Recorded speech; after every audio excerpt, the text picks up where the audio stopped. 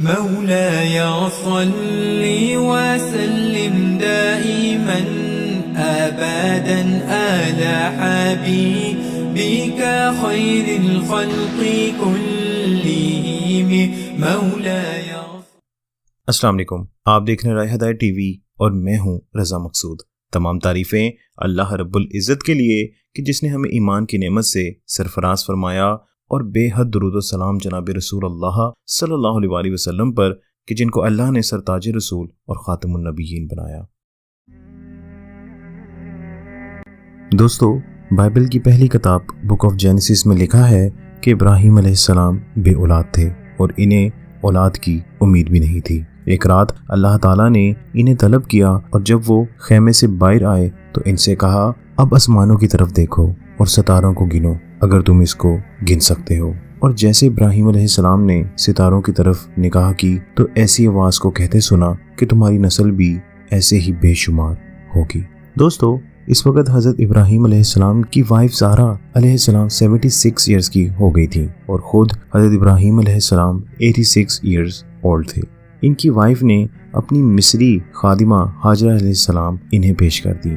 یہاں میں آپ کو بتاتا چلوں کہ حضرت ہاجرہ علیہ السلام مصر کے بادشاہ کی بیٹی تھی. مصر کے بادشاہ نے حضرت سارہ علیہ السلام کا اللہ تعالیٰ سے تعلق دیکھ کر اپنی بیٹی ان کی خدمت میں دے دی تھی. خیر، حضرت سارہ علیہ السلام نے حضرت ابراہیم علیہ السلام کو کہا کہ آپ حضرت ہاجرہ علیہ السلام سے شادی کر لیں. خیر، شادی ہو جانے کے بعد حضرت سارہ اور حضرت ہاجرہ کے درمیان کچھ تلخی ابھر آئی. ہاجرہ علیہ السلام کو سارہ علیہ السلام کے غصے نے پریشان کر دیا. وہ ان سے دور ہو گئیں اور اللہ کے حضور اپنی پریشانی بیان کر کے مدد مانگی. اللہ تعالیٰ نے یہ پیغام دے کر ایک فرشتہ ان کے پاس بھیجا اور کہا کہ میں تمہاری اولاد کو انتہائی کثرت بخشوں گا. فرشتے نے ان سے یہ بھی کہا کہ دیکھو، تم حاملہ ہو اور تم ایک بیٹے کو جنم دو گی اور اس کو اسماعیل کے نام سے بلاؤ گی، کیونکہ تمہارے رب نے تمہاری دعا سن لی ہے. تب حضرت ہاجرہ علیہ السلام ابراہیم علیہ السلام اور حضرت سارہ علیہ السلام کے پاس واپس گئی اور جو پیغام فرشتے نے انہیں دیا تھا وہ ان کو بتایا. جب ولادت ہو گئی تو ابراہیم علیہ السلام نے اپنے بیٹے کا نام اسماعیل رکھا. اس نام کے معنی ہیں اللہ ضرور سنے گا. جب بیٹے کی عمر 13 سال کی ہو گئی تو ابراہیم علیہ السلام 100 برس کے ہو رہے تھے اور سارہ علیہ السلام کی عمر 90 برس کی ہو چکی تھی.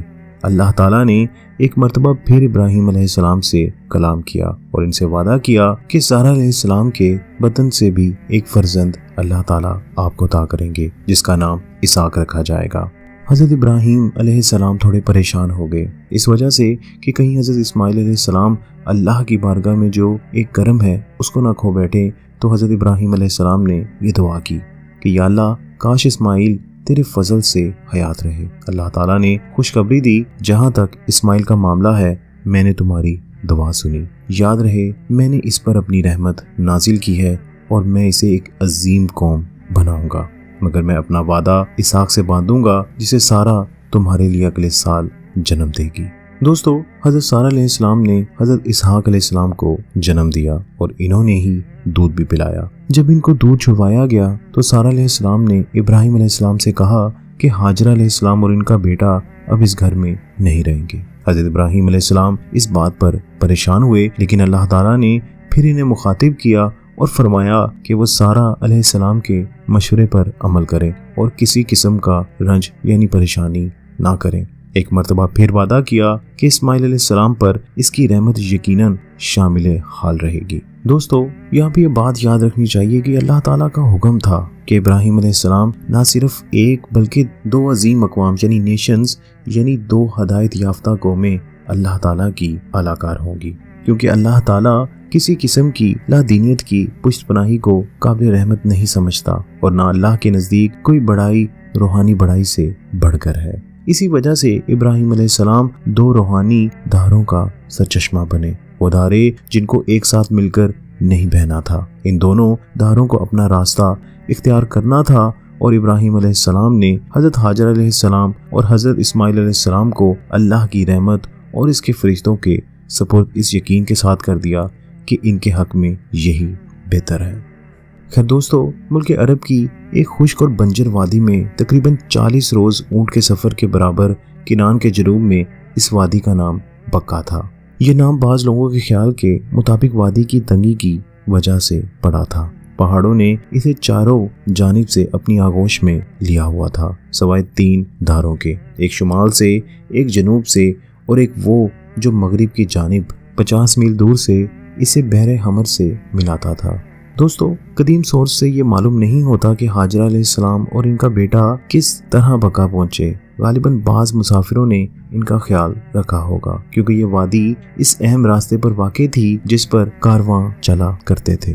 کئی لوگ اسے شاہراہ عطر و لبان بھی کہتے تھے، کیونکہ اطرات اور لبان اور دیگر سامان تجارت اس راستے سے جنوبی عرب سے بحر حمر لے جایا جاتا تھا۔ اس میں کوئی شک نہیں کہ جو ہی قافلہ اس جگہ پہنچا تو حضرت حاجرہ علیہ السلام کو غیب سے اس جگہ پر اترنے کا اشارہ ملا ہوگا۔ زیادہ وقت نہیں گزرا کہ ماں بیٹا پانی ختم ہونے پر پیاس سے بے حال ہو گئے۔ ان کی قوم میں رائج قدیم روایات کے مطابق حضرت اسماعیل علیہ السلام نے جو ریت میں بے حال پڑے تھے وہیں سے اللہ کو پکارا۔ حضرت حاجرہ علیہ السلام ایک چٹان پر کھڑی بلندی سے کسی ممکنہ مدد کی توقع میں مایوسی کے بعد گھبرا کر دوڑی دوسری بلند چوٹی پر پہنچی، لیکن پہلے کی طرح یہاں سے بھی کچھ نظر نہ آیا۔ گھبرائی ہوئی 7 مرتبہ مایوسی کے عالم میں ان دونوں بلندیوں پر بار بار آ کر دیکھتی رہی، حتیٰ کہ جب 7ویں چکر کے اختتام پر مایوس ہو کر دور ایک چٹان پر جا بیٹھی تو فرشتے نے ان سے کلام کیا۔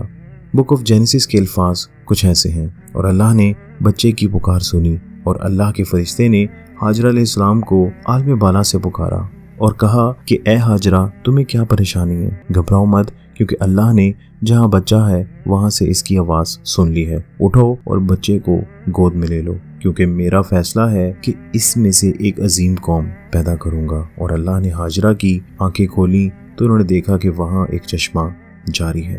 دوستو، پانی ایک سوراخ سے نکل رہا تھا جسے اللہ نے اس ریت سے جاری کر دیا تھا جہاں اسماعیل علیہ السلام نے اپنی ایڑیاں رگڑی تھی۔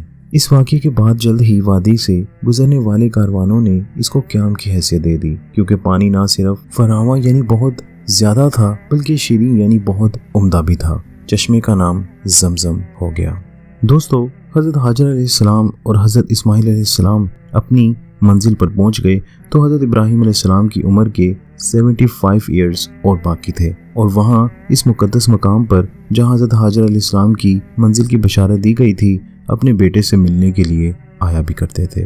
قرآن کریم ہمیں بتاتا ہے کہ انہیں اللہ تعالیٰ نے اس جگہ کی بشارت دی جو چشمہ زمزم سے قریب تھی، اور جس مقام پر انہوں نے اور اسماعیل علیہ السلام نے مل کر کعبہ تعمیر کرنا تھا۔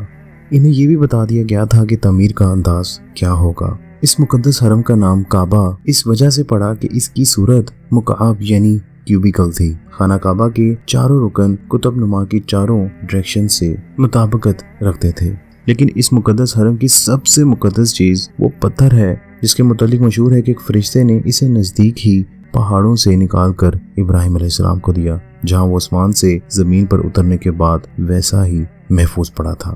حدیث پاک میں آتا ہے جنت الفردوس سے جب یہ نیچے اتارا گیا تو دودھ سے زیادہ سفید تھا، لیکن بنی آدم کے گناہوں نے اس کو حجرہ اسود یعنی سیاہ پتھر بنا دیا۔ دوستو، جب حرم کی تعمیر مکمل ہو گئی تو اللہ تعالیٰ نے ابراہیم علیہ السلام سے پھر کلام کیا اور حکم دیا کہ زیارت و حج بکا کے مذہبی رسومات کو رواج دے۔ بکا کا نام آہستہ آہستہ تبدیل ہو کر مکہ ہو گیا۔ اللہ پاک قرآن میں فرماتے ہیں کہ میرے گھر کا طواف کرنے والوں اور رکوع اور سجود کرنے والوں کے لیے پاک رکھو، اور لوگوں کو حج کے لیے اذانیں عام دے دو کہ وہ تمہارے پاس دور دراز کے مقام سے پیدل اور اونٹوں پر جنہیں مسافت نے روک رکھا ہے سوار ہو کر آئیں۔